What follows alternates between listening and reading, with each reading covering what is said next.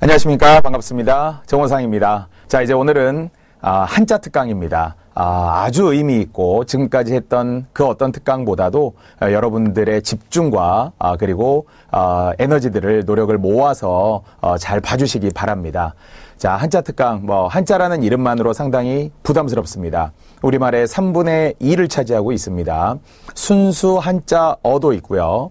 고유어와 결합된 한자 어도 있습니다. 또 한자로 된 의미를 파악하는 문제도 있지만 한자 자체의 독립적인 문제, 즉 표기부터 도금, 그리고 한자와 한자로 구성된 한문 문제까지 이 7급으로 이어갈 수 있기 때문에 제가 지금부터 15강 정도를 예상하고 있습니다. 하나하나 일일이 또 잘 때로는 써드리고 시각적인 효과를 노리면서 외울 수 있는 기회를 제공해 드리려고 합니다. 지금부터 한자에 대한 지식은 오늘 이전과 오늘 이후로 나누어질 수 있도록 여러분도 마음가짐을 새롭게 하시고 도전하는 마음으로 해주세요. 제가 많은 학생들하고 이야기했을 때 정말 쉽게, 슬프지만 쉽게 던지는 말은 한자 포기했어요.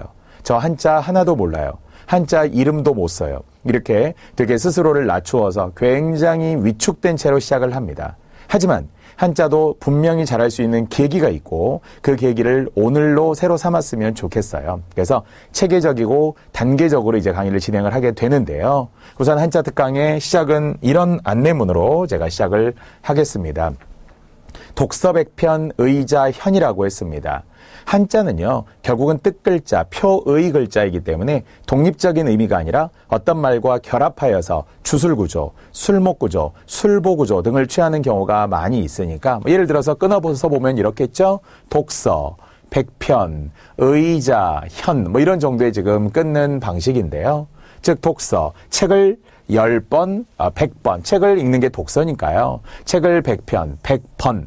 이때 편자 가지고도 시험 문제 되게 많이 주잖아요. 두루편자, 보편적이다 할 때는 두루편자지만 여기서는 번, 횟수를 나타내는 건데 책을 100번이라는 말이죠. 100번 읽으면 그 뜻이 자연히 나타나게 된다. 원래 유일하게 이제 한자 문제로 잘 나오는 것이 볼견자 또는 나타날 현 또는 나타낼 현이라고 하는데요. 여기서는 현이라고 읽었죠. 도금 문제로도 잘 나오는 독서백편 의자 견이 아니라 독서백편 의자 현.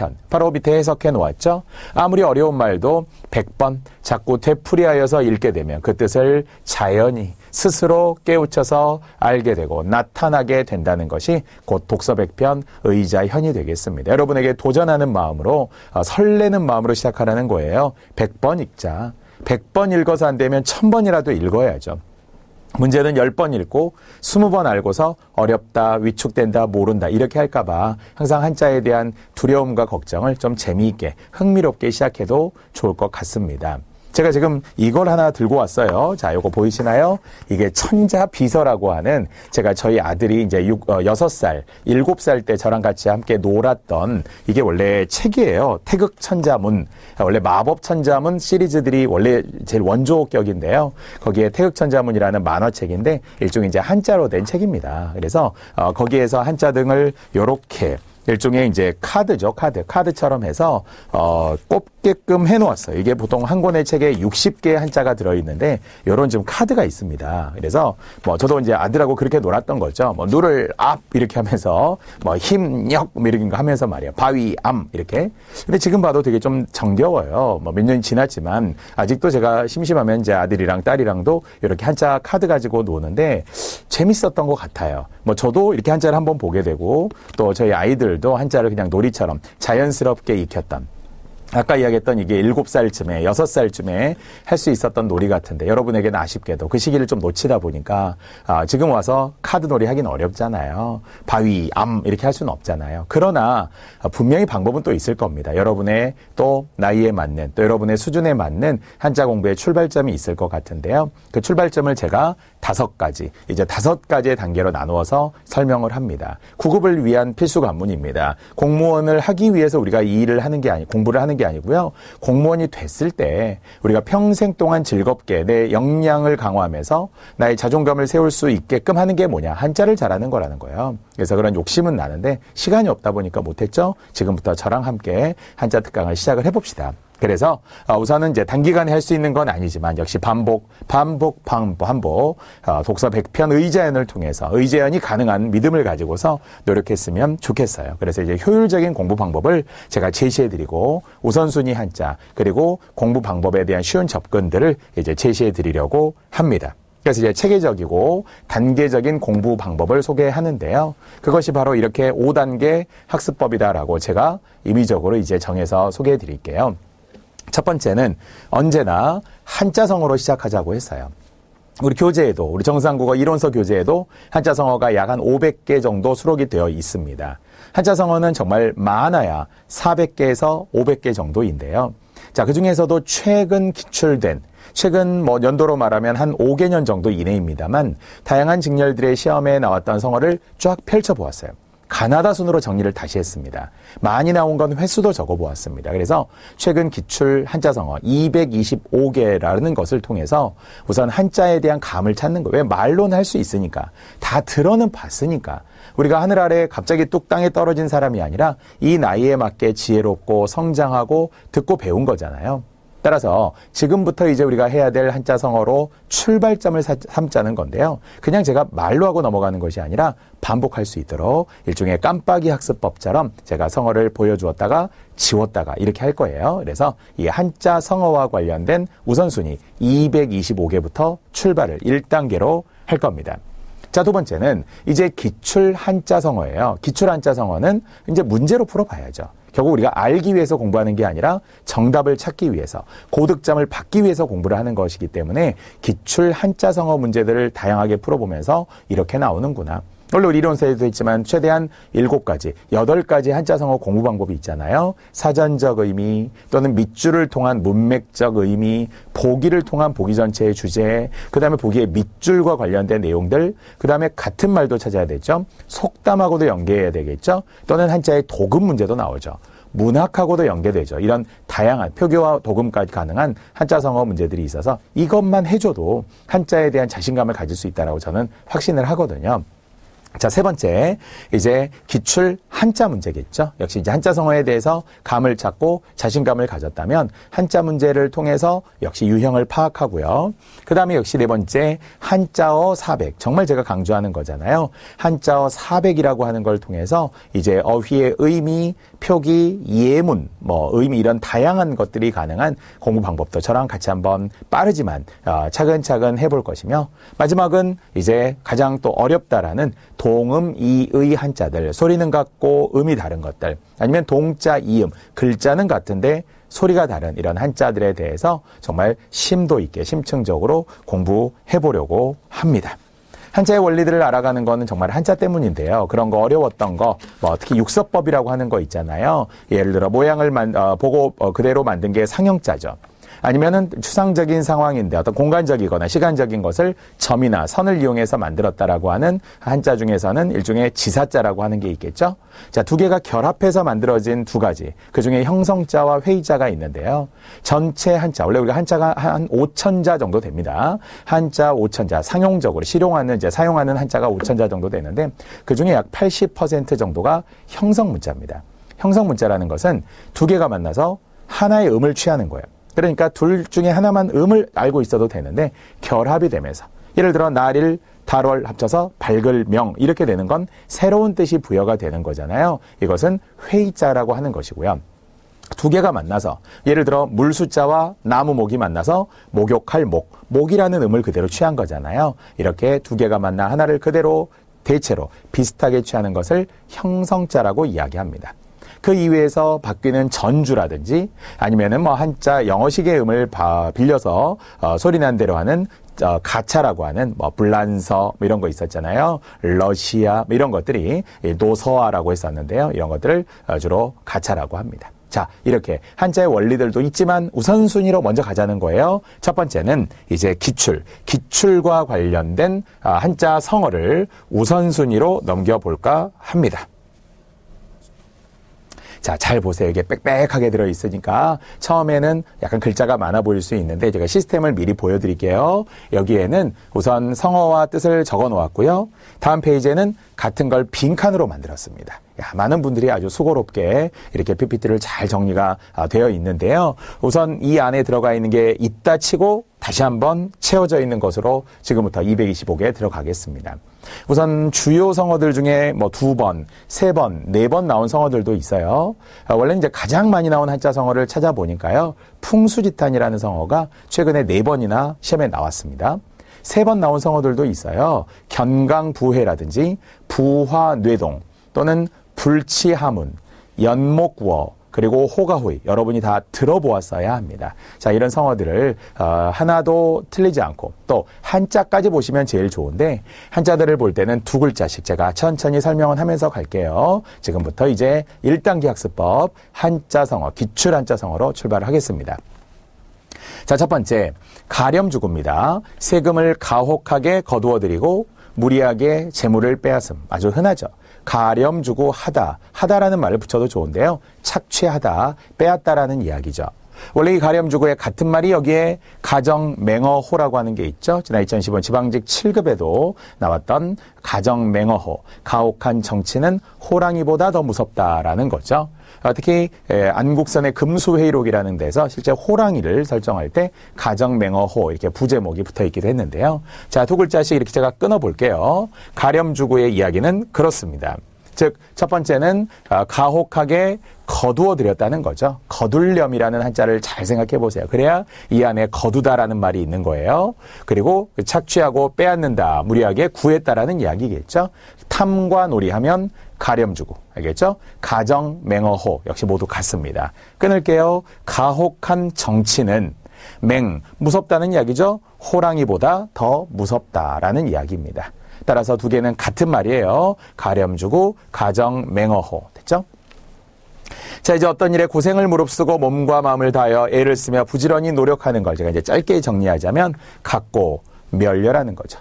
온갖 고생을 다 했다는 거예요. 색일각도 보이네요. 면려, 힘썼다는 이야기네요. 그래서 고생이라는 말이 들어가야죠. 온갖 고생을 무릅쓰고 그리고 노력했어요. 여러분들도 지금 이 순간 각고 멸려 하고 있는 거죠.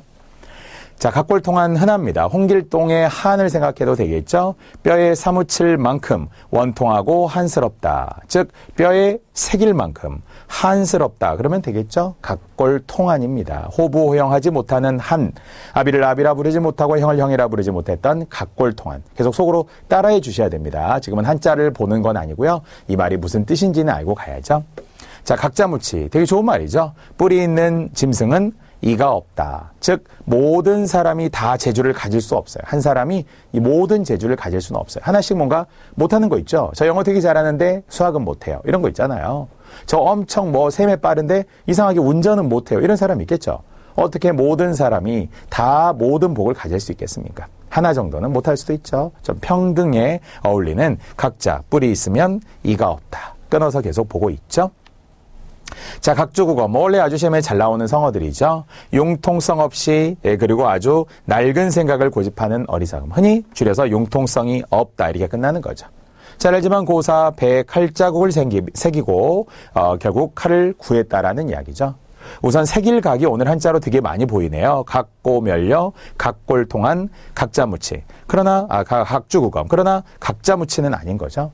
7급으로 대비한다면 다음 중 각의 한자가 다른 것은 이럴 수 있잖아요. 그럼 벌써 1, 2, 3, 4 한자 문제가 이 안에 있습니다. 한자의 원리, 의미를 생각하자는 거죠. 그래서 얘는 색일각이고요.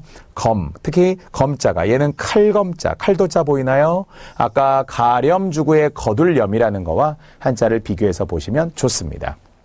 자, 이제 서로 속마음을 털어놓고 친하게 사귀는 거죠. 간과 쓸개를 내놓고 서로 사귀는 거니까요. 친한 사이, 이 정도면 되겠습니다. 자, 감탄고토 쉬우니까 짧게 갈까요? 달면 삼키고 쓰면 뱉는다는 이야기겠고요. 평범한 사람들의 감남을려라고 하는 것도 역시 갑을병정의 남녀, 이렇게 아주 평범한 사람들이라고 생각하면 되겠습니다. 자, 이제 지금부터 복습 한번 하려고 합니다. 한자 성어만 제가 불러볼 테니까 여러분은 보시면서 대응해서 이야기하시면 됩니다. 1번은 뭐라고요? 가렴주구. 2번은 뭐죠? 가정맹어호. 3번은 각고멸려. 4번은 각골통한. 5번은 각자무치. 6번은 각주구검.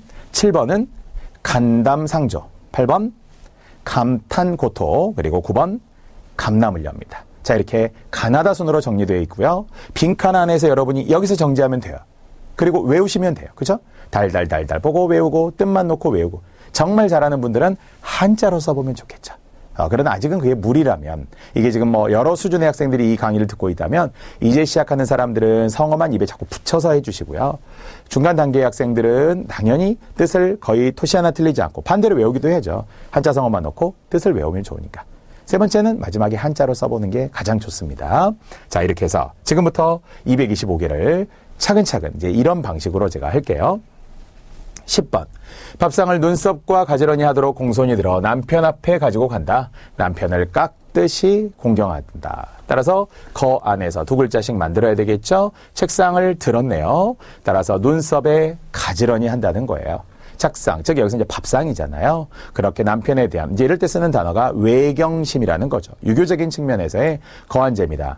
옆필종부다, 부창부수다 이런 말들을 하는 것은 남편을 손님처럼 생각하고 주세붕의 오륜가라는 연시조까지 2015년 시험에도 나왔는데요. 그럴 정도로 남편에 대한 공경심을 이야기할 때 거한제미라고 하죠. 눈썹 밑자 같은 거 시험에 잘 나오고요. 들 거자도 봐줄만 합니다. 가지런히 하다 이런 말이 다 이 뜻 안에 있어야 되겠죠. 자, 주사위를 던져 승패를 본다. 건곤일척이라는 거죠. 하늘과 땅이 한번 겨룬다. 그만큼 우리가 큰 승부들, 운명을 걸고 단판 거리로 승부를 겨룰 때 건곤일척이라고 하죠. 흔히 우리 태극기의 사괴를 이야기할 때 건곤감리라고 이야기하잖아요. 하늘과 땅이다. 이렇게 생각해도 되겠습니다. 자, 경물치지라는 성어 2015 국가직에도 나왔죠. 사물의 이치를 구명하여 자신의 지식을 확고히 한다. 원래 구명이라는 단어도 중요하고요. 이치의 치라는 단어도 여기에 보이는군요. 사물의 물도 보이는군요. 글자를 활용하는 게 지식의 당연히 지자도 보이겠죠. 끊어갑니다. 사물의 이치를 구명하여 자신의 지식을 확고히 한다. 주자학의 근본 원리. 자, 격화소왕, 신을 신고 발바닥을 긁습니다. 격화, 신을 신고 소양, 발바닥을 긁었다라는 이야기예요. 당연히 시원하지 않았다는 거죠. 성에 차지 않았다라는 겁니다. 공부를 이제 시작하신 분들은 가능하면 토시 하나 틀리지 않고 그대로 외우는 게 좋아요. 자, 견강부회 역시 3번이나 출제된 제가 흔히 3대 한자 성어다. 중요하다라고 말하는 거고요. 아주 짧게 말하면 억지, 주장이라고 이야기했었죠. 이치에 맞지 않은 말을 억지로 끌어붙여 자기에게 유리하게 하는 거잖아요. 따라서 견강부회, 이때 강자가 억지강이라고 외우라고 했고요. 끌견자, 억지로 끌어붙여. 이 안에 답이 다 있죠.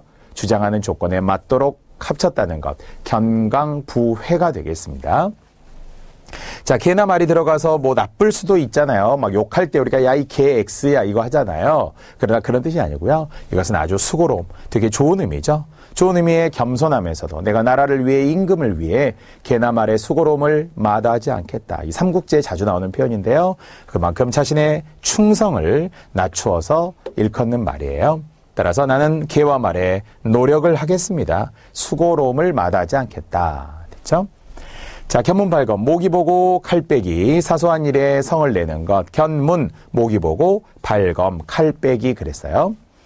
자, 실물을 보게 되면 가지고 싶은 욕심, 지금도 많이 쓰죠? 견물, 물건을 보면 생심, 갖고 싶은 마음이 생기는 거고요.